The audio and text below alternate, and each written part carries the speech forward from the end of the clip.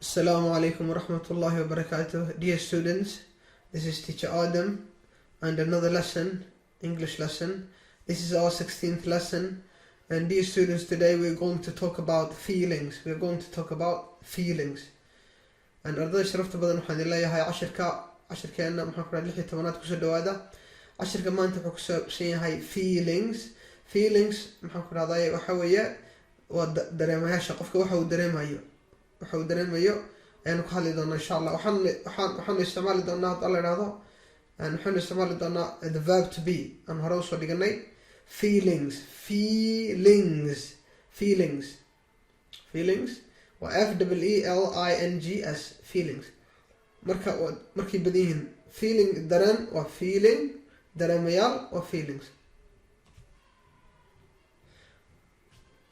marka cashirka maanta dhiganayno oo ka marka ereyada ma dhigan doona oo ka hadlaya dareemayaasha qofka wuxuu dareemayo. calm elta waa silent. calm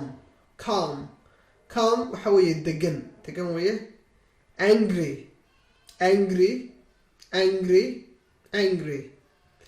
waxa weeye cadhaysan ama xanaaqsan. sleepy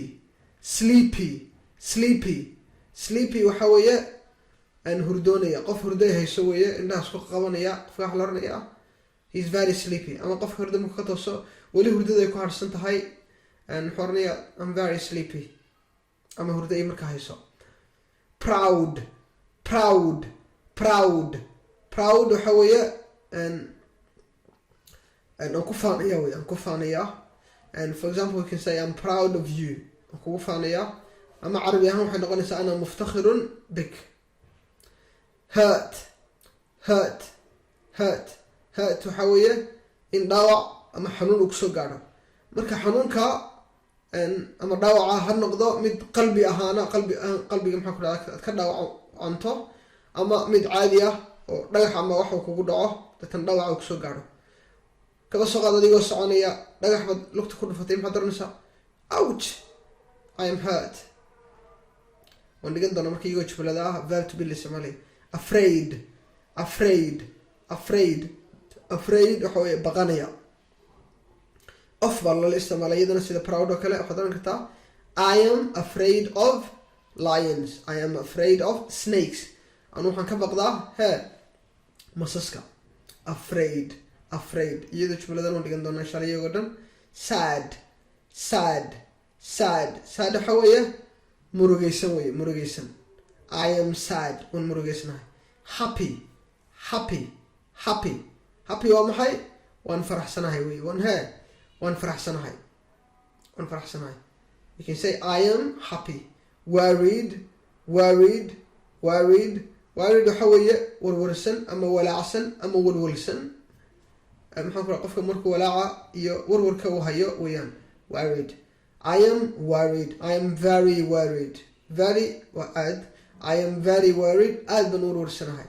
shy waxa weeye khajilaya ama maxaan ku rahdaa xishoonaya. I can say she is shy. iyadu waa way khajilaysaa, qof khajilaad badan wey ama xishood badan. tired waxa weeye daalan.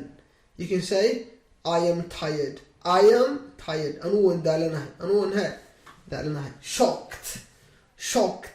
shocked marka baa ugu dambeysa. kayda markay ed ku xigto sida loo aqriyo waan dhigan doonaa insha Allah. t baa laga soo qaadaya t marka waxay noqonaysaa shocked waxa weeye naxsan. you can say I am very shocked. anu aad baan u naxsanahay. I am shocked waan naxsanahay wey. hungry waa gaajoonaya. you can say I am hungry. anu waan gaajoonaya. thirsty waa ooman ama haraadan. waxaad oranaysaa I am thirsty. anu waan haraadanahay ama anu waan oomanahay. frightened waxay isku macnihiin shocked. marka waan frightened waxay noqonaysaa xoogaa waan naxsanahay, waan argagaxsanahay. marka shocked iyo frightened tana xoogaa ka yar daran. frightened أي قاكتا أفكو كلا قايتان قامين وسكو دري سألك مثلا frightened ونحسن هاي ونأرجع أحسن هاي I am frightened قف مركون نحسن هاي وأرجع أحسن هاي وين frightened calm محاوية دقن وين دقن he is a very calm person I am calm angry واحد أحسن sleepy هرداء هيسو proud محاكور كفانية he's a proud man hurt محاكور هذا داوع ويا ونس داوعي أما حنون بيسوق قرشي marka xanuunka ama dhaawac ha noqdo mid jir ahaan qofka ugu dhaca ama mid qofka qalbiga uga dhaca oo maxaa ku raacday la xumeeyay oo soo xun hadal xun lagu yiri afraid baqanaya I am afraid of you ka baqanaya sad oo maxay murugaysan happy you can say I'm sad when murugaysan happy farxad weeye oo faraxsanahay worried when walacsanahay shy خشلية أو محشونية and she is a very shy girl or she is very shy يضوي خشلات بنتها وحشات بنتها tired دالوي he is tired يسوي داليها shocked نحدن I am shocked ونحسن هاي hungry ونقاتشونية hungry وقاتشو gachone ويا she is very hungry يدوي gachonesa thirsty وهراد نما omen you can say the boy is very thirsty إنك هرادين frightened ونحسن and my mother is very frightened ويديها أدبي ونحسن تحي أدبيها وأرجع أحسن تحي. So our lesson ends there in these students. We end our lesson there. So what I expect you is to write all these words, try to make sentences, try to learn how they're spelt and how they're read and written correctly, and write all of this in your exercise book.